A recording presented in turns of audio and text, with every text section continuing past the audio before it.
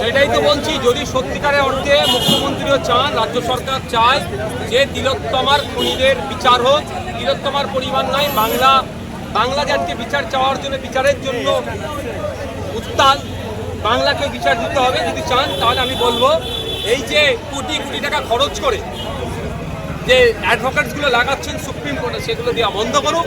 বরঞ্চ তিলোত্তমার মায়ের জন্য, তিলোত্তমার পরিবারের জন্য, তিলোত্তমার পিতার জন্য, তিলোত্তমার এত লাখ লক্ষ ভাইদের জন্য ওই অ্যাডভোকেটগুলোকে, যে স্বনামধন্য অ্যাডভোকেট বিকাশ রঞ্জন স্যার বিনামূল্যে লড়াই করছে, তার অ্যাসোসিয়েট হিসাবে বা তাদের সাথে মার্চ করে একসাথে লাগানো দেওয়ার ব্যবস্থা করুন। ছাত্র আন্দোলনের নামে অভিভাবকদের আন্দোলনের ফলে কলকাতা পুলিশের একজন এসআই এর চোখ নষ্ট হয়ে গিয়েছে, এ বিষয়ে আপনি কাকে দোষারোপ করবেন? দেখুন, কোনো মতেই কোনো হিংসাকে আমি প্রশ্রয় দিইনি আর আগামীতেও দেবো না। এবার যে ঘটনা ঘটেছে, একজনের চোখ নষ্ট হচ্ছে, এটাও আপনাদের বলে রাখি, পুলিশের মারে 21শে জানুয়ারি 2022 সালে আমাদের ছেলের পায়ের হাড় ভেঙে গিয়েছিল, পা ভেঙে দিয়েছিল। তা আমি নির্দিষ্ট কোন পুলিশকে আমি দোষারোপ করবো? আমি সমস্ত পুলিশকে দোষারোপ করতে পারি না। আরজিকর কাণ্ডের পূর্বে বিভিন্ন ঘটনা ঘটেছিল, আদৌ বিচার এখনো পায়নি। আরজিকর কাণ্ডে কতটা সঠিক ন্যায় বিচার পাবে বলে আপনি মনে করেন? আরজিকর কাণ্ডে পূর্বে এইরকমভাবে বাংলার মানুষ বা রাজ্যের মানুষ, দেশের মানুষ বা বিদেশে এই ধরনের ভাবে স্বতঃস্ফূর্তভাবে নামেনি।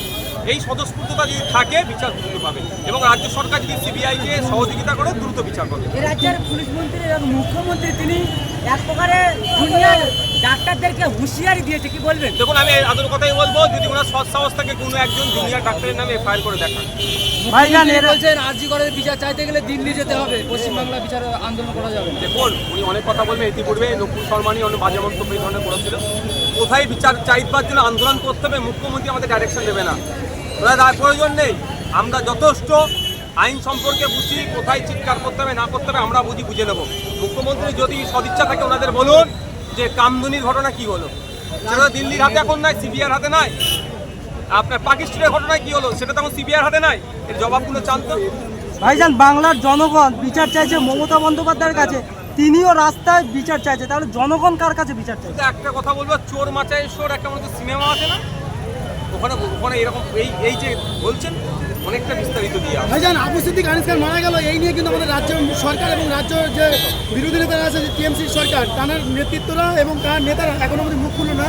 এই আর্জিকর মামলা নিয়ে নেতারা মুখ খুললো, এটা কি ভয় পাচ্ছে তাহলে? দেখুন, আমি একটা কথা বলি, কে কার জন্য মুখ খুলেনি বলে আমাকে বসে থাকতে হবে এরকম ব্যাপার না।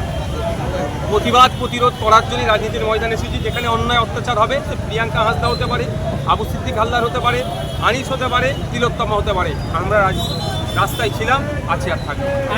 আরজিকর কাণ্ডে আগামীতে আইএসএফ এর কি কর্মসূচি দেখতে পাবেন, সব আপনার সব